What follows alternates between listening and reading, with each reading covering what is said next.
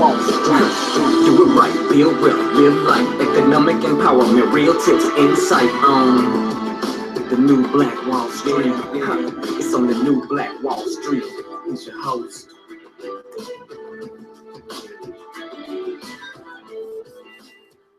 All right, my beautiful people, this is ERGJ, Certified Financial Educator from ERGJ Enterprises, back with your new Black Wall Street Book Club. We're getting started a little bit late today, but we're still going to do it. That's right. We're going through the book, The 48 Laws of Power. We're now on law number 7. This book is by Robert Greene. What we're doing here, guys, this is a very controversial book, okay? But what we're doing is we're learning this thing called strategy. That's right, learning this thing called strategy. And we want to learn how to apply strategy and also to understand when it's being used against us. So we're either going to learn how to apply the strategy, or we're going to at least be able to recognize when the strategy is being used against us. So that's why we are actually going through the 48 Laws of Power. I was thinking about switching the book. I know it's controversial, but no. We started it. We are going to finish it. Law number 7. So this episode is brought to you by True Detergent. That's right, Black-owned and manufactured True Detergent right here in the Atlanta area. We're doing free delivery to your doorstep in Atlanta. Give us a call at 678-851-2400. This is a 101-ounce bottle for $15. I mean, it's 15 cents per wash.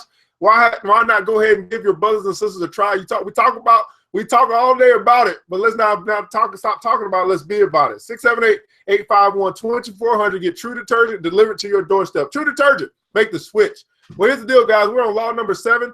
You do have the opportunity to go ahead and sign up for our Club Millie presentation. If you're a person say, hey, I heard about this thing called Club Millie, but I need more information. Well, that's your opportunity to get more information. We got that in the description above. We can just go ahead and register for a seat. It's a free seat, so you can get all the information that you need to make a $20 decision. At the end of the day, that's what it is, guys. We're helping 1,000 people save and invest $1,000 this year. And it's going to take, it starts by making a $20 decision that you want to join the club and be one of the 1,000. But hey, I know you don't have a lot of time. I don't have a lot of time. It's law number 7 on the 48 Laws of Power. Let's get it. Get others to do the work for you, but always take the credit. Get others to do the work for you, but always take the credit. Here's your judgment. You want to use the wisdom, knowledge, and network of other people to further your own cause. No, not only will such assistance save you valuable time and energy, it will give you a godlike aura of efficiency and speed. Good morning, Miss Bacon Bits. In the end, your helpers will be forgotten and you will be remembered. Never do yourself what others can do for you. So I know I told you it's a very controversial book, but again, you want to recognize when you can actually use the law, or you want to at least be able to recognize when the law is being used on you. See, too many of us are often this law is being used against us. We get delegated to do all the work for somebody else instead of just it really being a team effort. So you want to recognize when someone is abusing their power and getting everyone else to do for them what they can do themselves. And here are your keys to power, guys. The world of power has the dynamics of the jungle. Good morning, Ms. McKay. The world of power has the dynamics of the jungle. There are those who live by hunting and killing, and there are also vast numbers of creatures, hyenas and vultures, who live off the hunting of others. These latter, less imaginative types are often incapable of doing the work that is essential for the creation of power. They understand early on, though, that if they wait long enough, they can always find another animal to do the work for them. What's going on, Ms. Moore? Do not be naive at this. Do not be naive. At this very moment, while you are slaving away on some project, there are vultures circling above trying to figure out a way to survive or even thrive off your creativity. Do not be naive. Now, we've seen this happen in our life, right? You do all the work, then somebody swoop in and take all the credit. You be like, well, hold up. And I think we saw it in Hidden Figures, right? They were trying to get the ladies to do all that mathematical work, and then they wouldn't even put their name on it like they did something, right? So you have vultures come in and take credit for the work. It is useless to complain about this or to wear yourself ragged with bitterness, as Tesla did. Better to protect yourself and join the game. Once you have established a power base, become a vulture yourself and save yourself a lot of time and energy. Good morning, Winnie. Winnie Win-Win in the building. Of the two poles of this game, one can be illustrated by the example of the explorer Vasco Nunez de Balboa.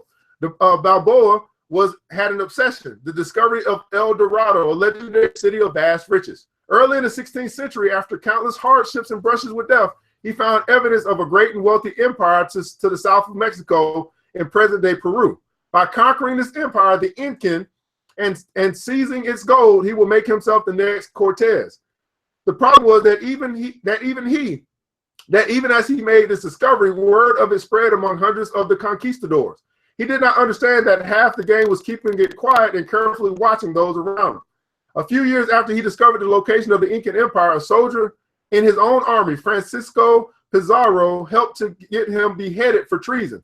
Pizarro went on to take what Balboa had spent so many years trying to find. The other pole is that of the artist Peter Paul Rubens, who late in his career found himself deluged with requests for paintings. He created a system. Everybody put in the comments below system. He created a system.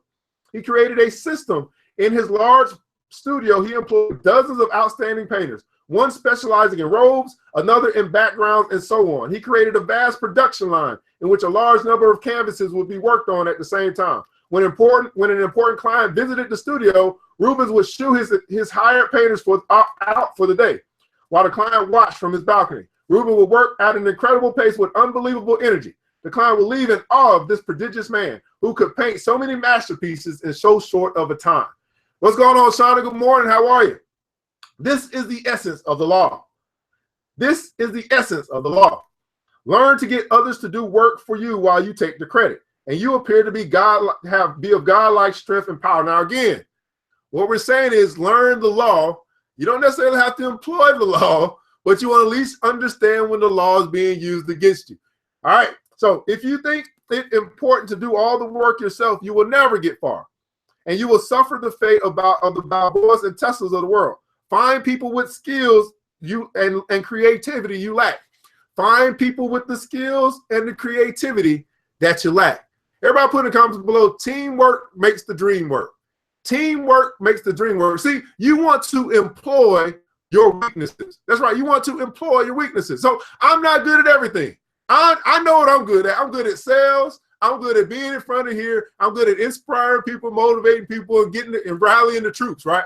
But I'm not good at infrastructure. So I've employed people in my weaknesses to help us get things organized. That's not me, but I know what I'm good at. You know what your strengths are. You want to employ your weaknesses. That's right. You want to employ your weaknesses.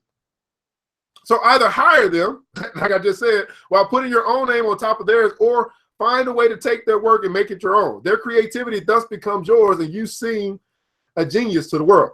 There's another application of this law that does not require the parasitic use of such contemporaries' labors. Use the past, a vast storehouse of knowledge and wisdom. Isaac Newton called this standing on the shoulders of the giants. Standing on the shoulders of giants. He meant that in making his discoveries, he had built on the achievement of others. A great part of his aura of genius, he knew, was attributable to his shrewd ability to make the most of the insights of ancient, medieval, and Renaissance sciences. Shakespeare borrowed plots, characterizations, and even dialogue from Plutarch. Did y'all know that? Shakespeare was a thief.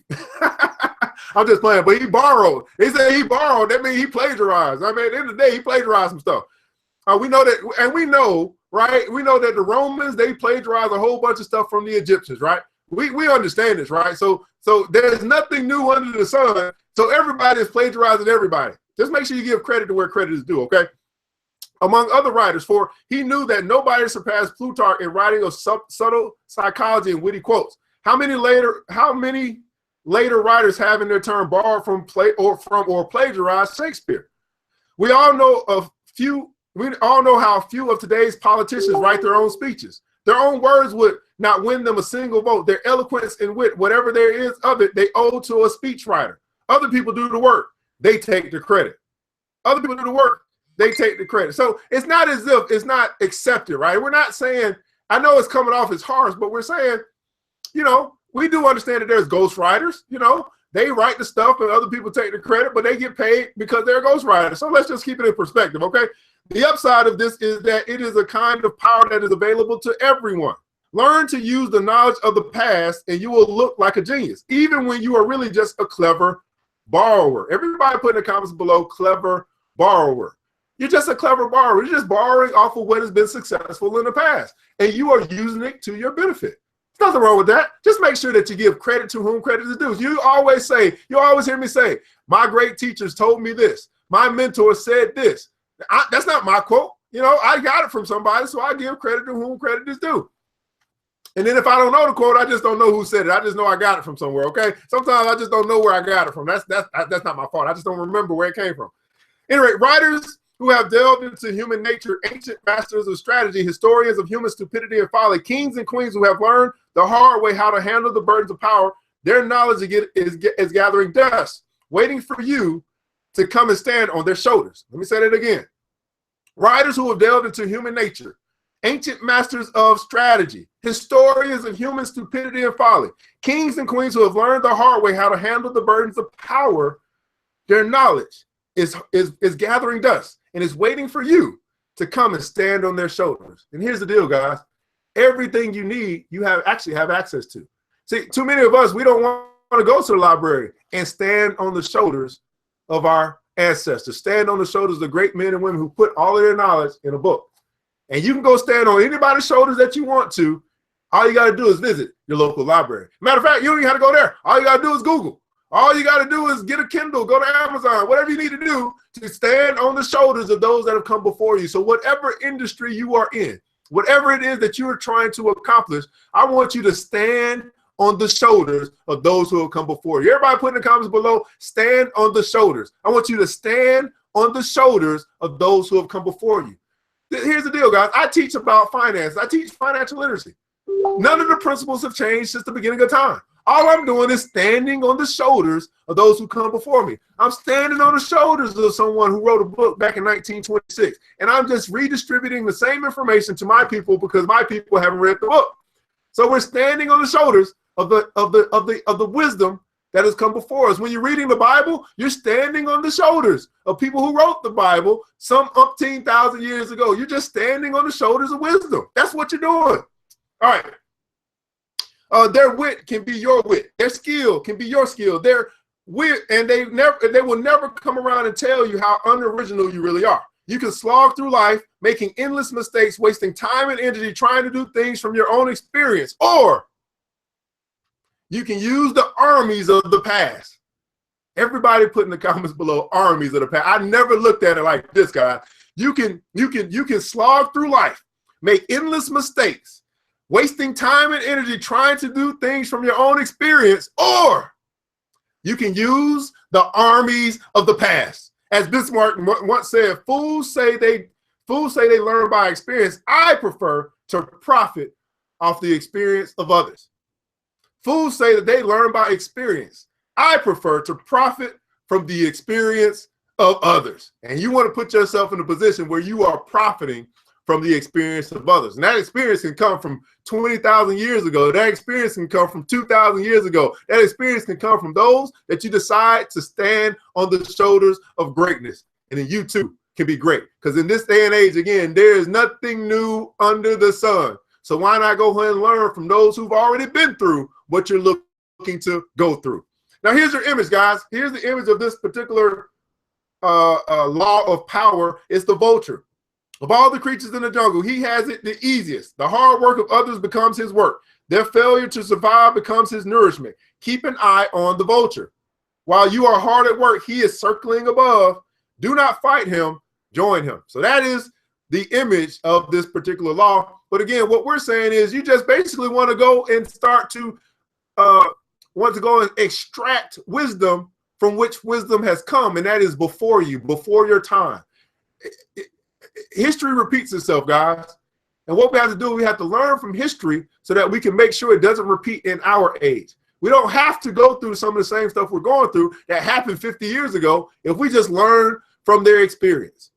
And here's your authority. There is much to be known. Life is short, and life is not life without knowledge. It is therefore an excellent device to acquire knowledge from everybody. Thus, by the sweat of another's brow, you win the reputation of being an oracle. Well, guys, again, this book is very controversial because it depends on how you approach the book. Doesn't mean that the wisdom isn't there. It's just you got to have the right mindset when reading this book. Again, we're going through the 48 laws of power. This is law number 7. And it basically says this: you want to get others to do the work for you, but you want to always take the credit. And when we talk about doing the work for you, the right perspective is to say that, hey, there are people that have come before me who have learned or gone through what I'm going to go through. So why not learn from their experience so I don't have to fall into the same traps. I don't have to go through the same pitfalls that they may have went through. You want to stand on the shoulders of the ages, and you want to learn what they learned so you don't have to experience what they experience. Well, guys, that's our time here on New Black Wall Street Book Club. Hopefully, you enjoyed your time today. We do have an opportunity for you to join Club Millie. Club Millie is absolutely exploding. That's going to be an opportunity for you to join forces with like-minded people, if you are like-minded, where you can actually grow your wealth together. We're helping 1,000 people save and invest $1,000 this year. The question is, will you be one? We have an opportunity for you to come free of charge to come hear the whole plan out. Some of us are just more information people. I need more information. I need more information. It's hard for me to make a decision. But there's others that are saying, hey, I'm ready to make my decision right now. This is a $20 decision. I don't wasted $20 a lot of other places. Let me go ahead and invest my $20 into my very own financial future. Well, you have the opportunity to do that as well. You go to www.ergj.net and go ahead and sign up for Club Millie. We started this month saying, hey, we want to get 100 people in by the end of the month. We're already at 65. So that tells you that something is in the air. Something is in the water, and what we're saying is come on along the ride for the swim. And we are going to do this thing together. We are going to change our economy together. We are going to rise to power together. Anyway, I'm ERGJ. This episode has been brought to you by True Detergent, Black-owned and manufactured detergent right here in the Atlanta area. We're doing free delivery to your doorstep, $15 for 101-ounce bottle. That means 15 cents per wash. Go ahead and make the switch. Give us a call, 678-851-2400 to get your True delivered to your doorstep. True Detergent, make the switch. Well, guys, I'm ERGJ, your certified financial educator from ERGJ Enterprises. I want to thank you so much for tuning in today. Remember this, guys, that you got the power, right? You got the power. It takes a village, but it starts with us. Let's build. Let's build. Let's build as we climb together. The new Black Wall Street. Thanks you for joining the show. We gave a lot of great tips, but it's time to go. Take the knowledge we shared, hope you reach it and grow. We'll see you all there in the next episode of The New Black Wall Street. The New Black Wall Street.